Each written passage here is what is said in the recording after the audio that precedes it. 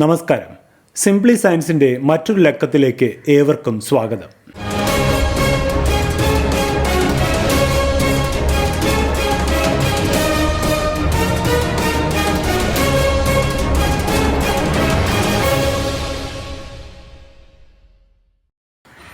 വടക്ക് നോക്കി യന്ത്രം അഥവാ മാഗ്നറ്റിക് കോമ്പസ് എപ്പോഴും എവിടെ വെച്ചും നമുക്ക് മാഗ്നറ്റിക് വടക്ക് കാണിച്ചു തരുന്നു.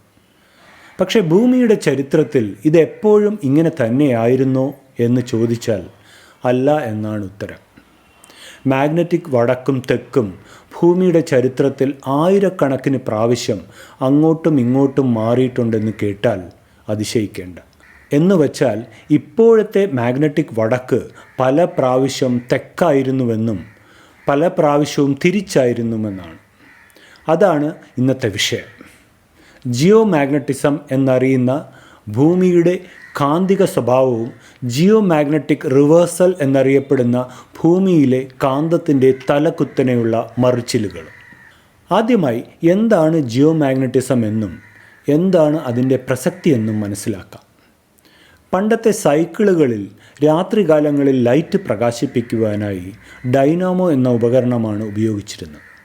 സൈക്കിൾ ചക്രത്തിൽ ഘടിപ്പിച്ചിരുന്ന ഈ ഉപകരണം ചക്രം കറങ്ങുമ്പോൾ കൂടെ കറങ്ങുകയും അതിലൂടെ ഉണ്ടാക്കുന്ന ഊർജം ചെറിയ കറണ്ടാക്കി മാറ്റുകയും ചെയ്യുന്നു. ഭൂമിയുടെ ഉള്ളിലും ഇതുപോലൊരു ഡൈനാമോ ഉണ്ട്.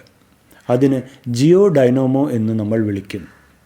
അത് സൈക്കിൾ ടയറിൽ ഘടിപ്പിച്ച ഉപകരണം പോലെയല്ല എന്ന് മാത്രം. 2900 കിലോമീറ്റർ ആഴത്തിൽ വരെയാണ് ഭൂമിയുടെ മാൻറ്റിൽ. അതിനുശേഷം കാമ്പ് അഥവാ കോറാണ്. ഇത് ഉണ്ടാക്കിയിരിക്കുന്നത് ഇരുമ്പും നിക്കലും എന്ന ലോഹങ്ങൾ കൊണ്ടാണ്.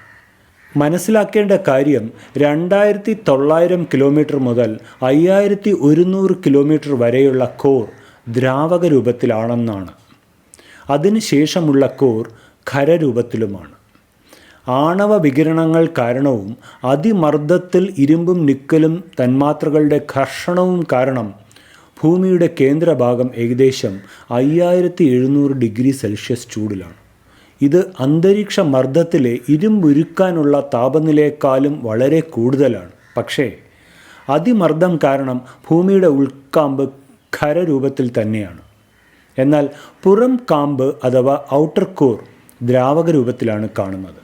തിളച്ചു മറിയുന്ന ഇരുമ്പിൻ്റെ തന്മാത്രകൾ ഇങ്ങനെ നിരന്തരം ചെറിയ വൃത്തങ്ങളിലൂടെ കറങ്ങുന്നതിനാൽ അവിടെ വൈദ്യുത പ്രവാഹവും ഇത് കാരണം ഭൂമിക്ക് ചുറ്റും കാന്തിക പ്രവാഹവും ഉണ്ടാകുന്നു.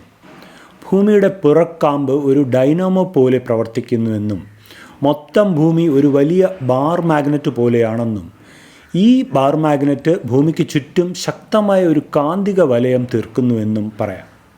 ഈ കാന്തിക ശക്തിയുടെ പ്രവാഹമാണ് സൂര്യനിൽ നിന്നും അതുപോലെ തന്നെ ശൂന്യാകാശത്തിൽ നിന്നും ഭൂമിയിലേക്ക് പ്രവഹിക്കുന്ന അപകടകാരികളായ രശ്മികളെ തടയുന്നതിൽ സഹായിക്കുന്നത്. ഭൂമിയിലെ ഓസോൺ പാളി നിലനിൽക്കുന്നതും കാന്തിക വലയം ഉള്ളതുകൊണ്ട് മാത്രമാണ്. ഇതില്ലാത്തതിനാലാണ് ചൊവ്വയിൽ അപകടകരമായ രശ്മികൾ നിരന്തരം പതിക്കുന്നത്. ഭൂമിയുടെ കാന്തിക സ്വഭാവം കാരണം ഭൂമിക്ക് ചുറ്റും അന്തരീക്ഷത്തിന് പുറത്തും കാന്തിക പ്രവാഹമുണ്ടാകും. ഇതാണ് സൂര്യനിൽ നിന്ന് വരുന്ന ശക്തമായ സൗരക്കാറ്റുകളെ ഒരു പരിധിവരെ ചേർക്കുന്നത്. ഈ ഭൂമിയുടെ ഈ സ്വഭാവത്തിനെയാണ് ജിയോ മാഗ്നറ്റിസം എന്ന് വിളിക്കുന്നത്. നിലവിൽ ജിയോ ഡൈനാമോ പ്രവർത്തിക്കുന്നത് കാരണം ഭൂമിയുടെ വടക്ക് ജിയോ മാഗ്നറ്റിൻ്റെ തെക്കും ഭൂമിയുടെ തെക്ക് ജിയോ മാഗ്നറ്റിൻ്റെ വടക്കുമാണ്. അതിനാലാണ് വടക്കുനോക്കി യന്ത്രത്തിൻ്റെ കാന്തസൂചിയുടെ വടക്കേ അറ്റം ഭൂമിയുടെ വടക്കോട്ട് ആകർഷിക്കപ്പെടുന്നത്. ജിയോ മാഗ്നറ്റിസം എന്ന പ്രതിഭാസം കാരണം ലാവാ പ്രവാഹങ്ങൾ കട്ടിയായി തണുത്തുറഞ്ഞുണ്ടാകുന്ന പാറകളിലെ ഇരുമ്പ് അടങ്ങുന്ന മാഗ്നറ്റൈറ്റ് പോലത്തെ ധാതുക്കൾ സൂചി പോലെ മാഗ്നറ്റിക് വടക്ക് ദിശയിലേക്ക് തിരിഞ്ഞ് രൂപപ്പെടുന്നു. അപ്പോൾ ഓരോ കാലത്തും ഉണ്ടാകുന്ന ആഗ്നേയ ശിലകൾ അഥവാ ഇഗ്നിയസ് വോൾക്കാനിക് പാറകളെ അക്കാലത്തെ വടക്ക് നോക്കി യന്ത്രങ്ങളായും കണക്കാക്കാം. ഇങ്ങനെ കോടിക്കണക്കിന് വർഷങ്ങൾക്ക് മുമ്പുണ്ടായ പാറകൾ പരിശോധിക്കുമ്പോഴാണ് ഈ വടക്ക് നോക്കി യന്ത്രങ്ങൾ പോലത്തെ ധാതുക്കൾ ചില പാറകളിൽ തെക്കോട്ട് തിരിഞ്ഞിരിക്കുന്നതായും ചിലതിൽ വടക്കോട്ട് തിരിഞ്ഞിരിക്കുന്നതായും കണ്ടുപിടിച്ചത്. അതിൽ നിന്നും മനസ്സിലായത് ജിയോ മാഗ്നറ്റിസം കാരണം ഭൂമിയിലുണ്ടാകുന്ന കാന്തത്തിൻ്റെ വടക്കും തെക്കും കോടിക്കണക്കിന് വർഷങ്ങളെടുക്കുമ്പോൾ അങ്ങോട്ടും ഇങ്ങോട്ടും മാറുന്നു എന്നതാണ്. ഇതിനെ ജിയോമാഗ്നറ്റിക് റിവേഴ്സൽ എന്ന് പറയുന്നു. ഭൂമിയുടെ ചരിത്രത്തിൽ ഇങ്ങനെ ആയിരക്കണക്കിന് റിവേഴ്സലുകൾ ഉണ്ടായതായി പാറകൾ രേഖപ്പെടുത്തിയിട്ടുണ്ട്. ഇപ്പോഴത്തെ കാലത്ത് കാണുന്ന മാഗ്നറ്റിക് ഫീൽഡിനെ നോർമൽ ഫീൽഡ് എന്നും അത് തല തിരിയുമ്പോൾ അതിനെ റിവേഴ്സ് ഫീൽഡ് എന്നും നമ്മൾ പറയുന്നു. ഒരു ഫീൽഡ് മറ്റൊരു ഫീൽഡിലേക്ക് തിരിയുന്നതിന് മുമ്പായി വളരെ പതിയെ കാന്തിക ശക്തി കുറഞ്ഞു വരുന്നതായും കണ്ടെത്തിയിട്ടുണ്ട്.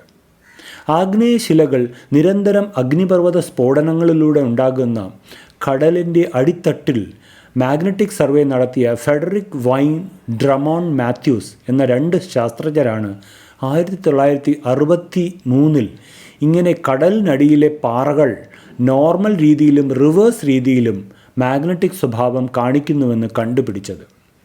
ഭൂമിയുടെ പുറക്കാമ്പിലെ ഇരുമ്പ് തന്മാത്രകളുടെ ചുറ്റലുകളിലെ വ്യതിയാനങ്ങൾ ആണ് ഇത്തരം റിവേഴ്സലുകൾക്ക് കാരണമെന്ന് കണ്ടുപിടിച്ചിട്ടുണ്ട്. ഇങ്ങനെയുള്ള ഭൂമിയുടെ ഡൈനാമോയുടെ തലകുത്തനെയുള്ള അവസാനത്തെ മറിച്ചിൽ നടന്നത് ഏകദേശം 7,80,000 വർഷങ്ങൾക്ക് മുൻപാണെന്ന് കണ്ടെത്തിയിട്ടുണ്ട്. ഒരു മറിച്ചിലിന് മാത്രം ഏകദേശം 20,000 മുകളിൽ വർഷങ്ങളെടുക്കും. അങ്ങനെ ഭൂമിയുടെ ഡൈനാമോ അവസാനമായി തലകുത്തനെ മറിയുമ്പോൾ ഭൂമിയിൽ ഹിമയുഗമായിരുന്നു. സമുദ്രങ്ങളുടെ ജലനിരപ്പ് വളരെ താഴെയായിരുന്നു. അന്ന് മനുഷ്യരുടെ മുൻഗാമികളായ കുരങ്ങന്മാരും ആനകളും കുതിരകളും മറ്റു ജീവികളും മാത്രമേ ഭൂമിയിലുണ്ടായിരുന്നുള്ളൂ. നിലവിൽ ഭൂമിയുടെ കാന്തിക ശക്തി അല്പം കുറഞ്ഞു വരുന്നതായി കണ്ടെത്തിയിട്ടുണ്ട്. ഇത് ഭൂമിയുടെ കാമ്പിലെ കറക്കത്തിൻ്റെ വേഗത കുറഞ്ഞത് കാരണമായിരിക്കാം. കറക്കത്തിൻ്റെ വേഗത ഇങ്ങനെ കൂടിയും കുറഞ്ഞുമാണ് ഇരിക്കുന്നത്. 460 കോടി വർഷങ്ങളുടെ ചരിത്രമുള്ള ഭൂമിയിൽ ഇതുപോലെ എന്തൊക്കെ നടന്നുകൊണ്ടിരിക്കുന്നു. ഇനിയും രസകരമായ പല ഭൗമരഹസ്യങ്ങളുമുണ്ട്. അതുപോലൊരു രസകരമായ വിഷയവുമായി മടങ്ങിയെത്താം.